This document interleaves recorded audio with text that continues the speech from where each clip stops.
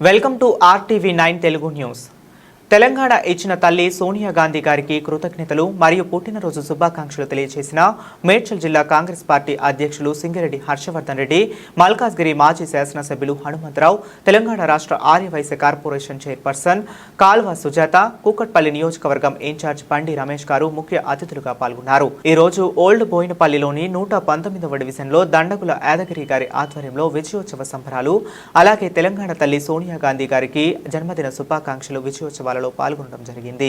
ఈ కార్యక్రమంలో మేడ్చల్ జిల్లా కాంగ్రెస్ పార్టీ అధ్యక్షుడు సింగిరెడ్డి హర్షవర్ధన్ రెడ్డి మాట్లాడుతూ తెలంగాణ ఇచ్చినటువంటి సోనియా గాంధీ గారికి ప్రత్యేక ధన్యవాదాలు తెలిపారు. అలాగే రాష్ట్ర ప్రభుత్వం 1 సంవత్సరం పూర్తి అయిన సందర్భంగా విజయోత్సవాలు జరుపుకున్నారు.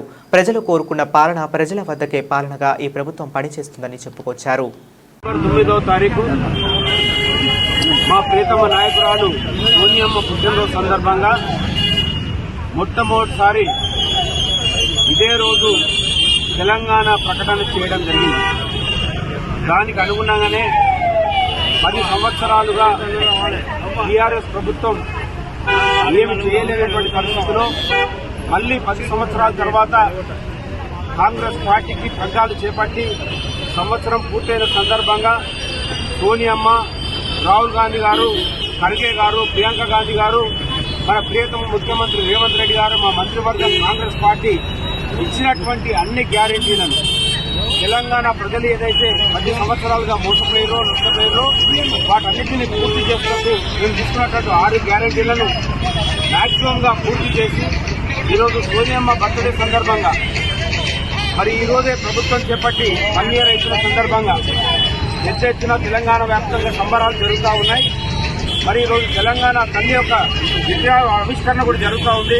దాన్ని పురస్కరించుకొని ఈరోజు బోయినపల్లి డివిజన్లోని అంబేద్కర్ చౌరస్తా దగ్గర మరి ఈరోజు పెద్ద ఎత్తున మరి యాదగిరి నాయకత్వంలో మన యొక్క నియోజకవర్గ ఇన్ఛార్జ్ బండి రమేష్ గారు, సత్యం శ్రీరంగం గారు, సీనియర్ నాయకులందరూ, మహిళా సోదరు మనందరూ కూడా చాలా పెద్ద ఎత్తున విచ్చేసారు. తెలంగాణ వ్యాప్తంగా ఈరోజు పండుగ వాతావరణం ఉంది. ఒకవైపు సోనియమ్మ బర్త్డే, అదేవిధంగా తెలంగాణ సంవత్సరం, ఈరోజు తెలంగాణ తల్లి యొక్క విగ్రహావిష్కరణ ఇవన్నిటినీ చేసుకుని కాంగ్రెస్ పార్టీ ఇంకా 4 సంవత్సరాలు కూడా అధికారంలోకి ఉంటుంది. రాబోయేటువంటి తరంలో కూడా కాంగ్రెస్ పార్టీ మళ్ళీ అధికారంలోకి వస్తుంది.